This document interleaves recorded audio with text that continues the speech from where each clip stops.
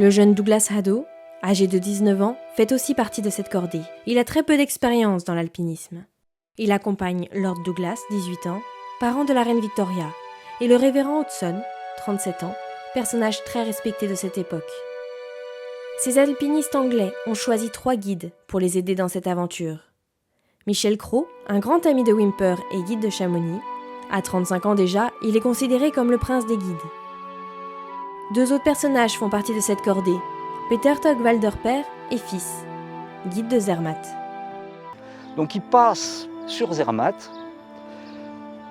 pour tenter l'arête du Hurley, qui a été fort peu tentée, parce que les alpinistes avaient identifié que cette arête était plus difficile que l'arête italienne.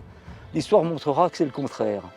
Mais sur l'arête italienne, il y a le fameux guide italien, Jean-Antoine Carrel. Carrel est déjà engagé par une équipe de jeunes politiciens italiens qui veulent faire de la victoire sur le Cervin, la première ascension du Cervin, un événement emblématique de l'État italien naissant.